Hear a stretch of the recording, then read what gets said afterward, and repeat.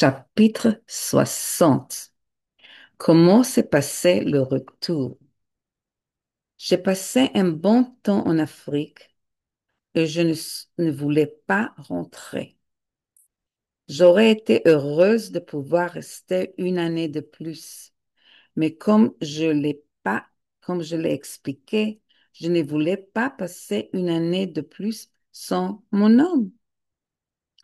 Mon homme n'était pas intéressé par la vie en Afrique et j'ai décidé de faire un compromis. Je suis rentrée exactement le 4 juillet pour, pour le jour de l'indépendance américaine, mais aussi de mon anniversaire. Nous sommes immédiatement allés retrouver nos amis au parc de Skokie, où nous vivions à l'époque, pour regarder un feu d'artifice. C'était bon de revoir mes amis que je n'avais pas vus depuis un an. La rencontre avec Joël n'a pas été si réussie, comme je l'ai déjà écrit. Il nous a fallu du temps pour renouer avec notre relation d'avant.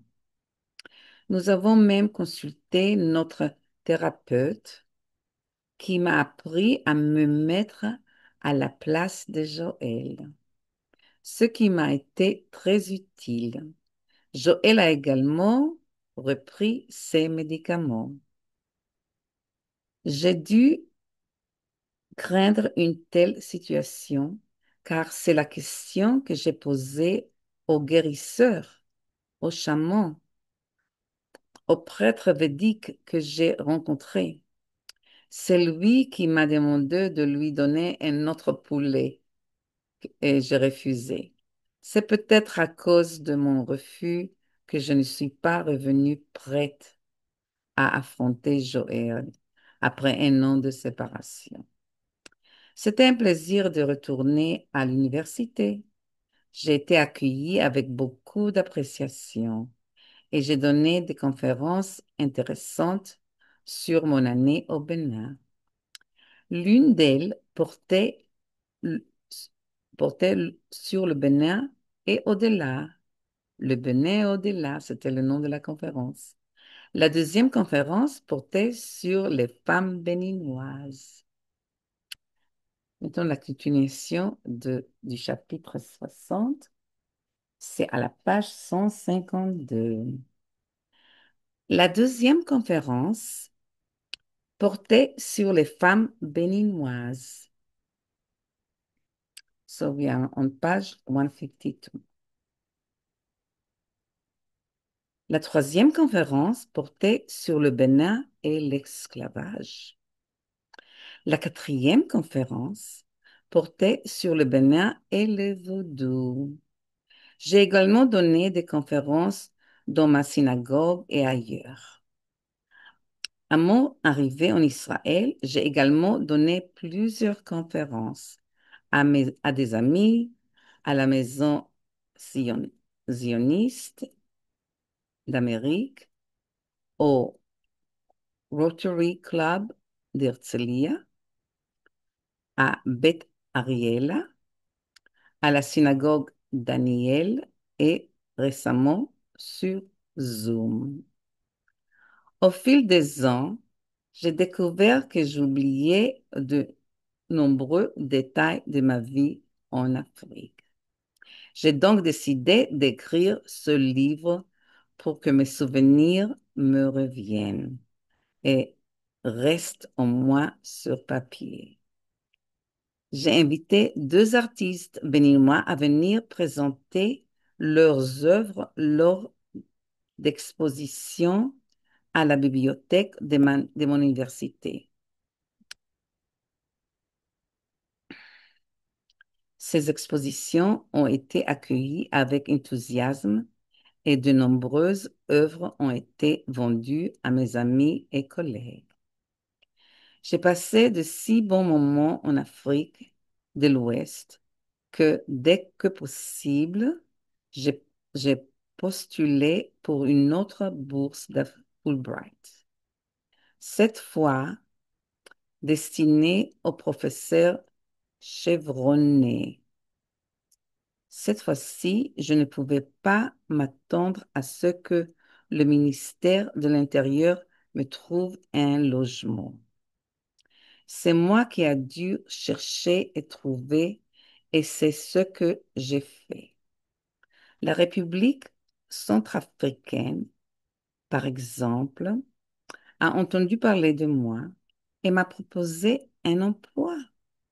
Mais malheureusement, les États-Unis m'en m'en avaient- n'en avaient pas une ambassade ou un consulat là-bas. Dommage. J'ai également essayé de trouver un emploi en Israël comme maître de conférence grâce à une bourse Fulbright dans une université de Sderot qui recherchait des professeurs. J'ai aussi pensé au kibbutz Keturah qui accueillait également des étudiants israéliens et palestiniens.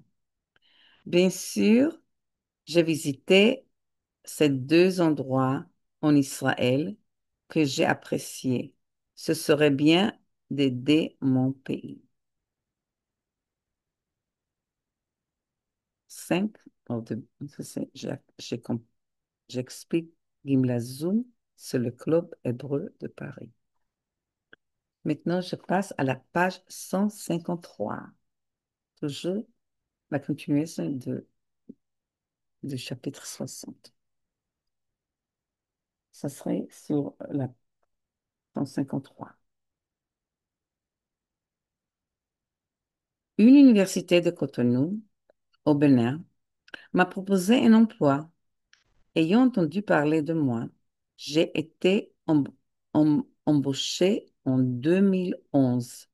J'ai accepté cette offre car en Israël, je pouvais toujours travailler plus tard. D'autant plus que depuis 2013, nous vivons en Israël depuis plusieurs mois et que nous partons aux États-Unis chaque hiver, ce qui nous oblige à voyager pendant les mois d'été. J'ai apprécié mon retour au Bénin en 2011. Je me suis sentie, je me suis sentie à nouveau chez moi, malgré ce nouveau pays. J'ai retrouvé d'anciens amis et j'en ai aussi rencontré de nouveaux. Oudébé, le président de l'université où je travaillais, appréciait de ne pas trop manger et de se rendre dans la villa où je logeais tous les jours avec d'autres collègues. Il nous a, il nous invitait à déjeuner avec sa femme le week-end et m'a même invité à son université, même après la fin de la bourse. Ils n'ont, ils n'ont pas hésité à enseigner ni à la trouver, car je ne voulais plus vivre sans la mienne. J'ai commencé. À l'université, tous les professeurs m'ont invité à donner un cours de sciences, même s'ils ne savaient que je n'étais professeur que de mathématiques, informatique et genre. À chaque cours, ils me posaient des questions différentes. Ils voulaient par exemple en savoir plus sur le cancer, comme le cancer du sein et le cancer de la prostate, sur les exercices que je fais, sur Israël, etc. C'était intéressant de partager mes connaissances et mes expériences avec eux. D'ailleurs, dans un cours, je leur ai montré comment je faisais de la gymnastique. Dans un autre, je leur ai expliqué différentes maladies.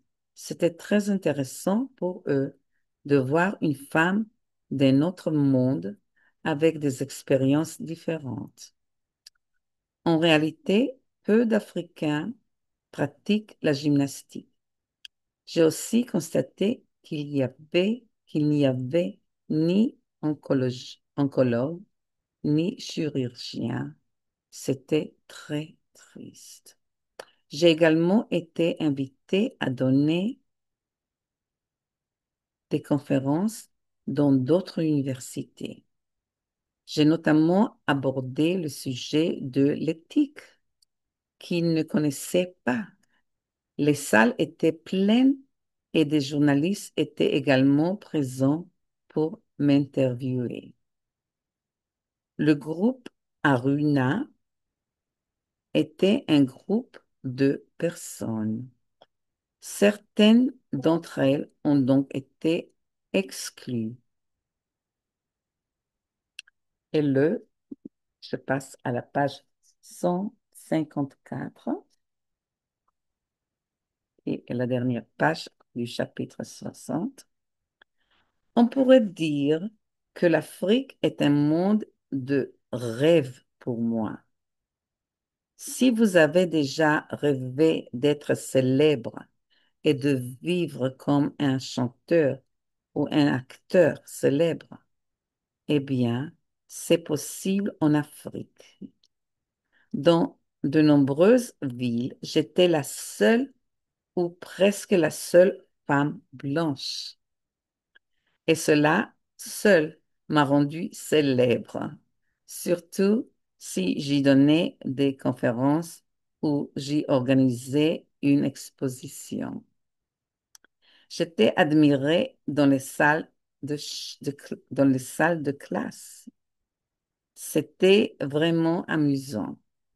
On pourrait donc dire que j'ai vécu la vie d'une actrice célèbre et cela me suffisait. Je n'avais pas besoin de plus.